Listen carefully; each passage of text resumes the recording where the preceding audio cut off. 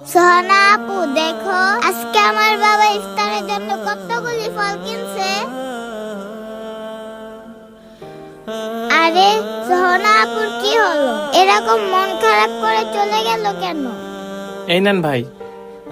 আরে মামুনি, তুমি কার সাথে কথা বলতেছো? দেখো না বাবা, আমি সোহানা আপুকে বললাম আজকে আমার বাবা কতগুলো ফল কিনছে। আজকে আমরা এই ফলগুলো দিয়ে মজা করে ইফতার করব। আর এই কথাটা শুনেই না সোহানা আপু কিরকম মন খারাপ করে চলে গেল। তুমি যে ওকে বলছো তোমার বাবা ইফতারের জন্য তোমাকে অনেকগুলো ফল কিনে দিছে, তোমার এই কথা শুনে হয়তো বা ওর বাবার কথা মনে পড়ছে, এই জন্যই মনে হয় ওর মন খারাপ হয়ে গেছে। হ্যাঁ বাবা, আমি তো এইভাবে ভেবে দেখি নাই। বাবা, ওর তো বাবা বেঁচে নাই। ও এই জন্য মনে হয় এই রমজানে ভালো কিছু দিয়ে ইফতারও করতে পারে নাই। হ্যাঁ মামুনি, আমারও মনে হচ্ছে কি ও মনে হয় এই রমজানে ভালো কিছু দিয়ে ইফতার করতে পারেনি। বাবা, তোমার কাছে তো অনেকগুলো টাকা আছে, তুমি একটা কাজ করো না, আজকে ইফতারের জন্য ওরও কিছু ফলমূল কিনে দাও। এতে দেখো আল্লাহ তোমার প্রতি অনেক খুশি হইব। আমার মেয়েটা তো ঠিকই বলছে, এই রমজানে এই সকল ইতিম বাচ্চা অনেক কষ্ট করে ইফতার করে।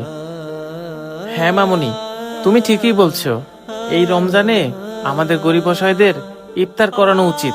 আর এই ফলমূলগুলো দিয়ে ইফতার করলে এই সব এতিমের আত্মাও অনেক শান্তি পাবে আর আল্লাহ অনেক খুশি হবে। আচ্ছা ঠিক আছে মামুনি, আমি ওর জন্য কিছু ফলমূল কিনে নিচ্ছি। এই ভাই, আমারে 1 কেজি মালতা আর 1 কেজি আঙ্গুর দেন। আচ্ছা ভাই, ঠিক আছে, দিতেছি।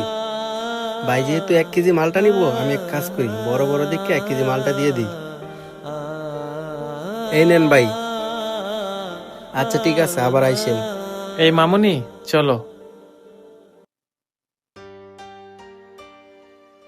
সোহানা আপু। আরে ফাতেমা, তুমি? আঙ্কেল আপনি? আরে সোহানা আপু, তুমি কান্না করছো কেন? না, কিছু হয়নি আপু। কিছু না? তাহলে তুমি এরকম কান্না করছো কেন? আমার না অনেক বাবার কথা মনে পড়তেছে। আজকে যদি আমার বাবা বেঁচে থাকতো তাহলে এই রমজানে আমাকে এত কষ্ট করে ইফতার করতে হতো না। আমার বাবা আমার জন্য অনেক ফলমূল নিয়ে আসতো। জানেন আঙ্কেল, এই রমজানে আমি শুধু পান্তা ভাত আর কাঁচামরিচ দিয়ে ইফতার করি। বাবা, সোহানাপুর তো বাবা নেই। এই রমজানে না ওর ইফতার করতে অনেক কষ্ট হচ্ছে। বাবা, সোহানা আপু যদি এই রমজানে আমাদের সাথে প্রতিদিন ইফতার করে তাহলে কেমন হয়? তাহলে